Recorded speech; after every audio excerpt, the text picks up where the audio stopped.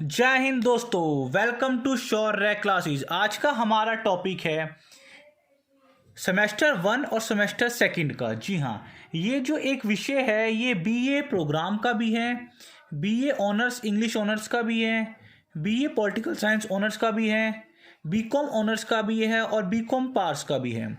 आज का हमारा विषय है पर्यावरण अध्ययन का परिचय। हाँ जी, एनवायरमेंटल स्टडीज़। आज हम इसमें पढ़ने की कोशिश करते हैं। ये जो आपका सब्जेक्ट है ये AECC पर है। तो आइए शुरू करते हैं। इस चैप्टर में आपको पहली यूनिट को पूरा एक्सप्लेन करने की कोशिश की गई है। तो आइए शुरू करते हैं। सबसे पहले हमें यहाँ पे अध्ययन करना है कि पर्यावरण अध्ययन का परिचय। पर्यावरण का अर्थ क्या होता है भाई? पर्यावरण एक फ्रेंच शब्द से मिलके बना है जो कि एनवायर से मिलके बना है। पर्यावरण एक फ्रेंच शब्द है जो एनवायर से मिलके बना है, जिसका अर्थ होता है घेरना या फिर घिरा हुआ। जी हाँ, इसी एनवायर से शब्द बना है एनवायरमेंट, जिसको हम पर्यावरण के नाम से जानते हैं, इंग्लिश में एनवायरमेंट के नाम से जानते हैं। अर्थात हम दूसरे शब्दों में कह सकते हैं हमारे चारों तरफ का वातावरण ही पर्यावरण कहलाता है। Everything around us called environment.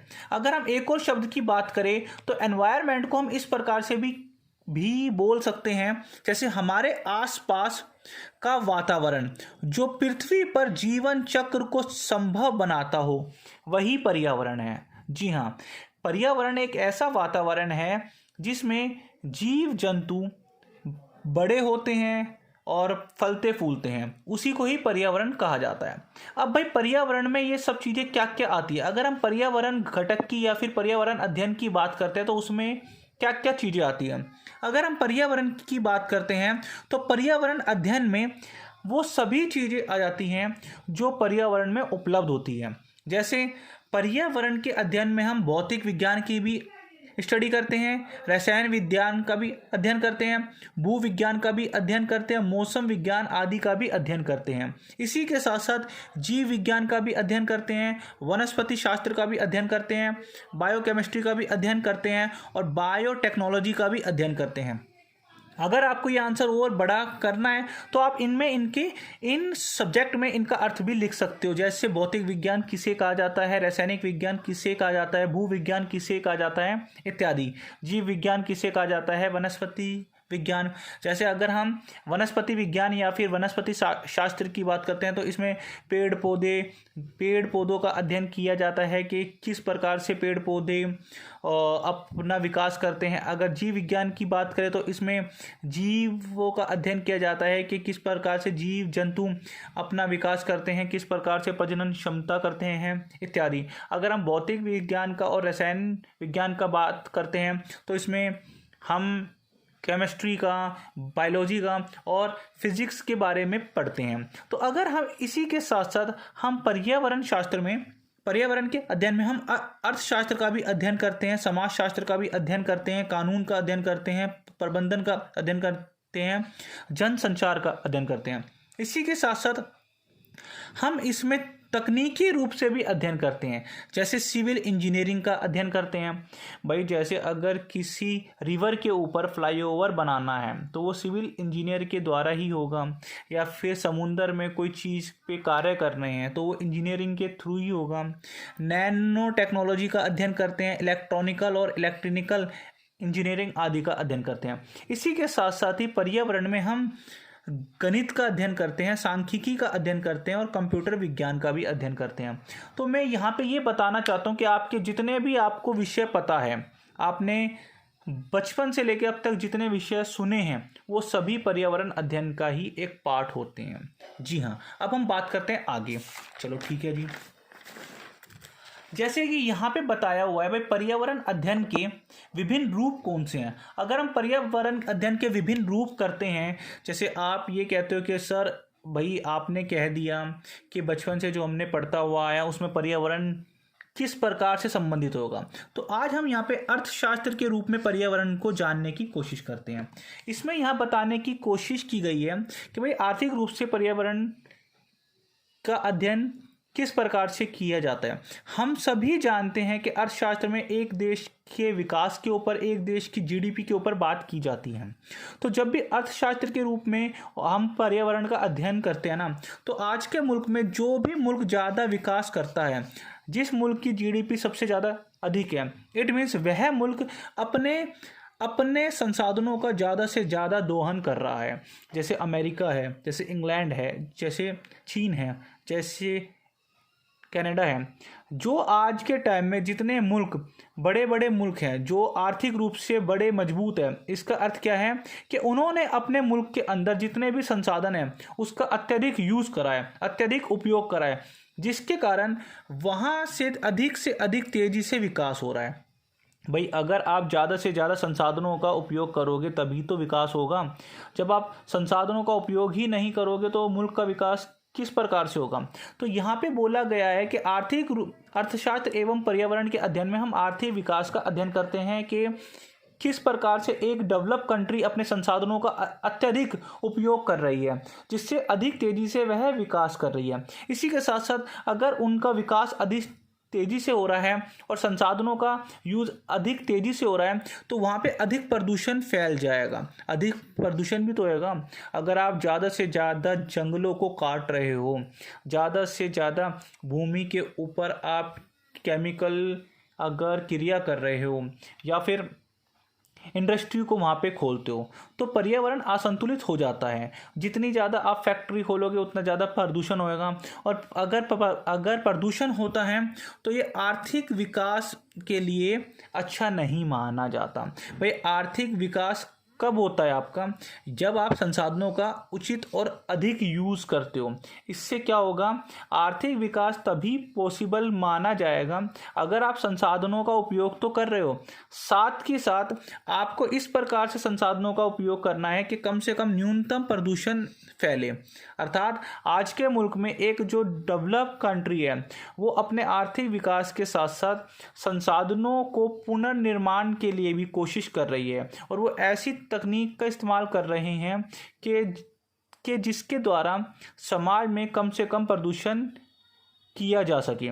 इसी के साथ साथ आज के टाइम पे जो डेवलप कंट्री है वो अपने क्षेत्र में, अपने एरिया में ज़्यादा से ज़्यादा पर्यावरण संतुलित जो विवाद होते हैं या जो समस्या होती है उन समस्या का निवारण करने की कोशिश करते हैं। इसीलिए 20वीं शताब्दी 21वीं शताब्दी के आरंभ में जितने भी बड़े बड़े जो मुल्क थे, जो आर्थिक रूप से विकसित मुल्क हैं, उनका ध्यान पर्यावरण की ओर गया और उन्होंने अंतर्राष्ट्रीय स्तर पे पर्यावरण से संबंधित बैठकें करना शुरू कर दिया। जैसे रियो सम्मेलन हो गया, पृथ्वी सम्मेलन हो गया, इस प्रकार से।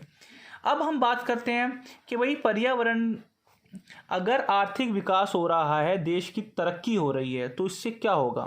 भाई पर्यावरण तथा प्रदूषण नियंत्रण।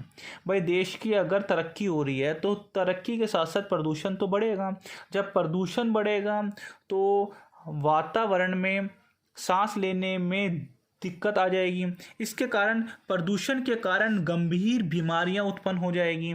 जैसे भाई प्रदूषण तो बहुत प्रकार का होता है, हम 6th क्लास से सुनते हुए आ रहे हैं। जल प्रदूषण, वायु प्रदूषण, ध्वनि प्रदूषण और पता नहीं ना जाने कितने प्रकार के प्रदूषण होते हैं। तो WHO वर्ल्ड हेल्थ ऑर्गेनाइजेशन के अनुसार पूरे विश्व में प्रदूषण से हर साल 7 मिलियन लोगों की मृत्यु होती है। अगर अकेले हम भारत की बात करते हैं तो 1.2 मिलियन मृत्यु तो केवल भारत में होती है। इसका अर्थ है कि हर साल प्रदूषण के चलते भारत में 12 लाख लोग एक्सपायर हो जाते हैं। तो यहाँ पे ये बताया हुआ है कि पर्यावरण के साथ अगर आप विकास कर रहे हो परंतु उस विकास से प्रदूषण हो रहा है। अगर आप अत्यधिक संसाधनों का यूज़ करोगे तो प्रदूषण हो रहा है। उन प्रदूषण को समाप्त करने के लिए अंतर्राष्ट्रीय स्तर पे हमें एक बैठक करनी चाहिए और प्रदूषण को नियंत्रण करना चाहिए। इसी के साथ साथ अगर हम बात करें पर्यावरण तथा रसायन विज्ञान की, भाई पर्यावरण तथा रसायन विज्ञान में क्या आता है। रसायन विज्ञान में आता है, इसमें हम पर्यावरण तथा रसायन के बीच के संबंध का अध्ययन करते हैं, जिसमें हम पदार्थों का तथा रसायनों के संबंध से जो रासायनिक प्रदूषण उत्पन्न होता है उसका अध्ययन करते हैं, जैसे कि केमिस्ट्री। अगर हम केमिस्ट्री में भी हम एनवायरनमेंट्स की से रिलेटेड भी अध्ययन करते हैं। जब कोई किसी एक रसायन में हम दूसरे रसायन को मिलाते हैं तो उससे कभी विस्फोट हो जाता है या कभी कोई चीज़ हो जाती है जो कि पर्यावरण के लिए सही नहीं होता।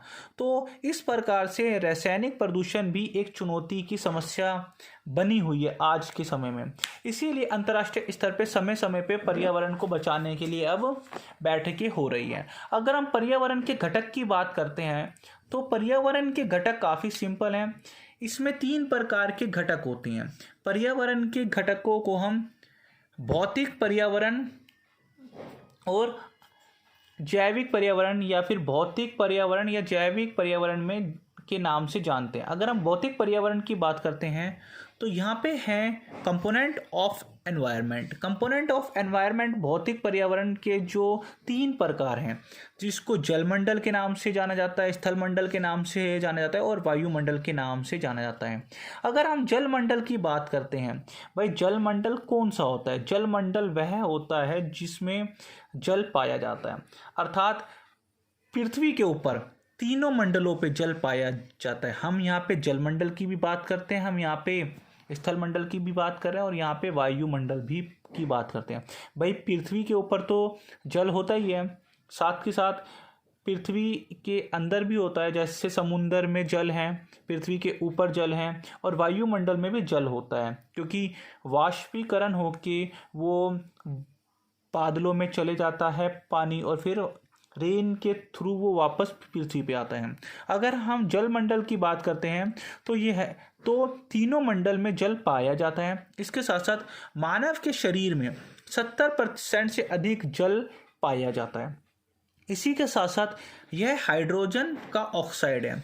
इसका रासायनिक रूप जलमंडल का रासायनिक रूप हाइड्रोजन का ऑक्साइड है और यही जलमंडल वायुमंडल में भी जल वाष्प के रूप में ये बदल जाता है और जब वायुमंडल में ये जल वाष्प के रूप में बदल जाता है तो यही जल बादल निर्माण का कार्य करता है और बाद में पृथ्वी पर वर्षा इसी जल के द्वारा होती है। इसी के साथ साथ जब पृथ्वी पे वर्षा होती है तो वह वर्षा का पानी मनुष्य तथा पेड़ पौधों के लिए काफ़ी जरूरी, अत्यंत आवश्यक हो जाता है, जिससे पृथ्वी पर जीवन संभव होता है। और अगर हम आगे बात करते हैं कि पृथ्वी पर जल का 97% भाग समुद्री जल के रूप में उपलब्ध है। जी हाँ, पृथ्वी पर जल का 97% भाग समुद्री जल के रूप में उपलब्ध है, परंतु वह खारा होने की वजह से उपयोग में नहीं लाया जा सकता। और कम से कम 2% के आसपास जो ध्रुवियों पे बर्फ़ हैं, जो ग्लेशियर हैं तथा जो जल हैं, ये 2% के आसपास है, अर्थात हम कह सकते हैं कि यही 2% जल पीने योग्य जल है। इसी के साथ साथ भूमि जल, जो भूमि के अंतर्गत जल है, जो आजकल लोग बाग आज के समय में क्या करते हैं, समरसेबल लगा के पानी को निकालने की कोशिश करते हैं। यहाँ पे उसी जल की बात हो रही है। ये पूरे पृथ्वी पे जल का 0.63% के आसपास है। अगर हम क्षेत्रफल की बात करें, पूरे पृथ्वी के क्षेत्रफल पे 71% क्षेत्रफल पे पूरे पृथ्वी पर जल की उपलब्धता है। जी हाँ, 71% पे। इसी के साथ साथ इसीलिए इसी जल की उपलब्धता के कारण पृथ्वी को नीला ग्रह के नाम से जाना जाता है। ये सारे पॉइंट आप 6th क्लास से पढ़ते हुए आ रहे हो, मुझे यहाँ पे इतना एक्सप्लेन करने की ज़रूरत नहीं है, आप सभी जानते हो। इसके बाद हम बात करते हैं भाई स्थलमंडल की। स्थलमंडल होता क्या है? स्थलमंडल वो होता है जो कि पृथ्वी के सबसे ऊपरी परत को स्थलमंडल कहा जाता है। ठीक है, इसी के साथ साथ पृथ्वी की मोटाई 30 से 40 किलोमीटर। आपने सभी को ने सुना होगा कि जो स्थलमंडल है वो पृथ्वी की मोटाई का कम से कम 30 से 40 किलोमीटर के आसपास है। इसी के साथ साथ इसी को ही महाद्वीप तथा महासागर इसी मोटाई के ऊपर स्थित है। और अगर हम पूरे पृथ्वी की बात करते हैं तो पूरे पृथ्वी का जो व्यास है वो 12,742 किलोमीटर के आसपास है। जी हाँ, 12,742 किलोमीटर के आसपास है। अगर हम पूरे पृथ्वी की बात करते हैं कि पूरे पृथ्वी पे स्थल किस प्रकार से है, पूरी पृथ्वी की संरचना किस प्रकार से है, तो एक छोटी सी गेंद, उसके ऊपर एक और गेंद, उसके ऊपर एक और बॉल, अगर हम इन 3 बॉलों को एक के अंदर एक फिट करते हैं तभी ये आपको पता चलेगा। जैसे जो पृथ्वी के सबसे अंदर की जो सतह होती है जिसको हम कोड के नाम से जानते हैं, सबसे भीतरी सतह को कोड के नाम से जानते हैं, जिसका व्यास लगभग 700 किलोमीटर के आसपास है। इसमें ज़्यादातर लोहा तथा निकेल धातु ही पाई जाती है। इसी कोड के बाह्य तरफ पे द्रव होता है और भीतरी जो तरफ होता है वो एक ठोस आकार होता है। जी हाँ, हम कह सकते हैं कि इसी कोड के बाहरी साइड पे तो एक द्रव होएगा, एक लिक्विड होएगा, परंतु अंदर की साइड पे लोहा तथा निकेल की धातु होएगी। इसी के साथ साथ 10% की सतह पर, इसी कोड की 10% की सतह पर सल्फर तथा ऑक्सीजन से निर्मित चीज़ें पाई जाती हैं, जैसे सल्फर और ऑक्सीजन होती हैं। अगर हम बात कर रहे हैं पृथ्वी के आंतरिक कोड के बारे में, अगर हम बात करें पृथ्वी के मध्य भाग के बारे में, जिसको मेंटल के नाम से जाना जाता है, जिसको मेटल के नाम से जाना जाता है, ये लगभग 2900 किलोमीटर तक फैला हुआ है और इसमें अधिकांश सिलिकॉन, मैग्नीशियम, ऑक्सीजन, लोहा, एल्युमिनियम का बना होता है, जो पृथ्वी के बीच का क्षेत्र होता है। अगर हम सबसे ऊपरी भाग की बात करते हैं, जिसे भूपटि के नाम से जाना जाता है या फिर पृथ्वी की बाह्य सतह के नाम से या बाह्य भाग के नाम से जाना जाता है, जो कि 30 से 40 किलोमीटर की इसकी मोटाई होती है। इस पे ज़्यादातर ग्रेनाइट की चट्टानों से ये बना हुआ होता है। इसमें सिलिकॉन और एल्युमिनियम अधिकांश देखने को मिलते हैं, इसीलिए इसमें यह खनिज पाए जाते हैं, इसीलिए इसको सियाल के नाम से जाना जाता है, मतलब सिलिकॉन और एल्युमिनियम। इसके थोड़े से ऊपरी परत पे जब हम आते हैं तो यहाँ पे सिलिकॉन तथा मैग्नीशियम भी देखने को मिलती है। तो यहाँ पे हम एक प्रकार से कह सकते हैं कि जो पृथ्वी का जो संरचना है वो पहले एक छोटी सी गेंद, उसके ऊपर एक और गेंद कर दो, उसके ऊपर एक बड़ी गेंद कर दो, तो सबसे जो भीतरी जो हिस्सा है उसे कोड के नाम से जानते हैं। ये वाला जो हिस्सा है इसको मेंटल के नाम से जानते हैं। ये वाला जो हिस्सा है इसे भूपट्टी के नाम से जानते हैं। ये हम 6th क्लास से हुए पढ़ते हुए आ रहे हैं। इसके बाद हम बात करते हैं आपके वायुमंडल संरचना की। सबसे इम्पोर्टेंट भाई, मैंने आपको बताया है ना कि भाई पर्यावरण के घटक, जलमंडल का हमने पढ़ लिया, स्थलमंडल का हमने पढ़ लिया, अब हम बात करेंगे वायुमंडल। वायुमंडल की संरचना किस प्रकार से होती है? भाई वायुमंडल की संरचना काफ़ी इम्पोर्टेंट है। अब हम यहाँ से बात करते हैं। अगर हम देखें तो भाई ये हमारा अर्थ है, ठीक है, ये हमारा अर्थ है। अर्थ के ऊपर अर्थात भूमि से लगभग 10 किलोमीटर ऊंचाई पे अगर हम आकाश की ओर पे जाते हैं तो एक क्षोभ मंडल आ जाता है।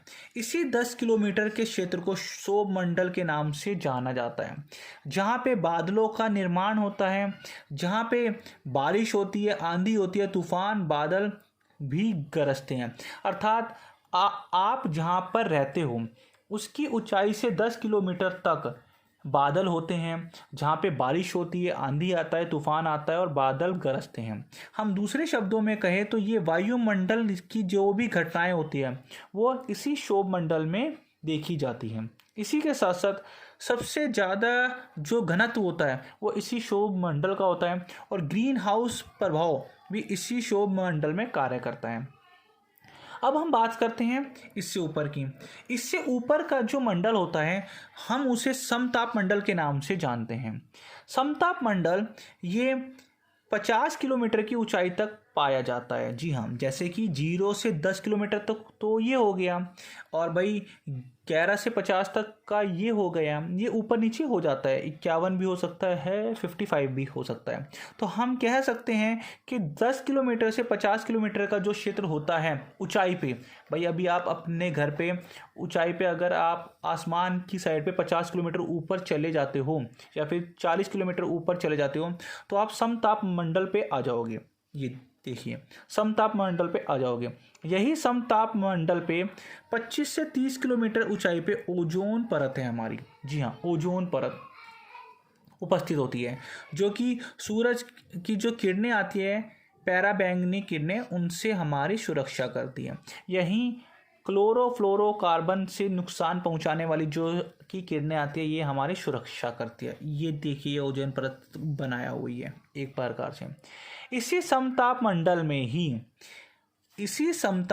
में ही ताप सामान्य रहता है, अर्थात यहाँ पे जो तापमान होता है, मौसम साफ सुथरा ही रहता है, तापमान सामान्य होता है और कोई भी मौसम संबंधी घटनाएं इस क्षेत्र में नहीं होती।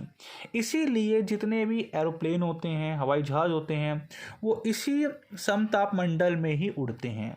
जी हाँ, अर्थात हर एक एरोप्लेन 40 किलोमीटर पे, 30 किलोमीटर पे, 10 किलोमीटर से ऊपर और 50 किलोमीटर के नीचे इसी क्षेत्र पे ही उड़ते हैं। अगर हम बात करते हैं इससे ऊपर वाला क्षेत्र, इससे ऊपर वाला क्षेत्र आता है मध्य मंडल। मध्य मंडल जो होता है वो 80 किलोमीटर ऊंचाई की क्षेत्र तक पहुंच जाता है। इसी मध्य मंडल में क्या होता है, जो सूरज से पराबैंगनी किरणें आती है, अधिकतर वो इसी मध्य मंडल में आके समाप्त हो जाती है। और इसी मध्य मंडल में जो भारे मंडल से उल्कापिंड आते हैं, वो इसी मध्य मंडल तक आते आते जल जाते हैं। भाई मध्य मंडल में अतिरिक्त पराबैंगनी किरणों के अतिरिक्त यहाँ पे हम क्या पाते हैं, पराबैंगनी किरणों के अतिरिक्त में प्रवेश करने वाले उल्कापिंड इस परत में आने पर जल जाते हैं। आपने देखा होगा कि आप बोलते हो भाई ऊपर आसमान में कोई तारा टूटा होगा या कोई तार, या जैसे बिजली का मतलब आती है, तो वो बिजली का तो ये वाला है शोभ मंडल। मध्य मंडल में क्या होता है कि जब कोई भी उल्कापिंड आकाश से ऊपर से आता है, तो इसी जो अब वो पृथ्वी की सतह में आता है, तो 80 किलोमीटर के आसपास ही वो जल के भस्म हो जाता है, जल जाता है। इसके बाद हम बात करते हैं आयन मंडल की। ये काफ़ी सिंपल है, ये हम 6th क्लास से पढ़ते हुए आ रहे हैं, तो इसलिए मैंने यहाँ पे ज़्यादा एक्सप्लेन नहीं करा है। आयन मंडल में क्या होता है भाई, आयन मंडल मध्य मंडल का ऊपरी हिस्सा होता है, जो कि 80 से 640 किलोमीटर के आसपास होता है। जी हाँ, इसी आयन मंडल में ही सैटेलाइट को छोड़ा जाता है और सैटेलाइट को रखा जाता है। इसी आयन मंडल में ही रेडियो तरंगे जो किरणें होती हैं वो परिवर्तित होती हैं। इसी आयन मंडल में जो सैटेलाइट को रखा जाता है, उसी के द्वारा मैप, रेडियो, टेलीविज़न संचार इत्यादि कार्य करते हैं। इसके बाद अगर हम 600-650 किलोमीटर ऊंचाई पे अगर चले जाते हैं, उसके बाद एक भारे मंडल आ जाता है, जो कि ब्रह्मांड या यूनिवर्सल का वो जो और आगे होता है। तो ये था एक वायुमंडल की संरचना। शायद अब आपको समझ में आ गया होगा, ये काफ़ी आसान शब्दों में मैंने समझाने की कोशिश की गई है। इसके बाद हम बात करते हैं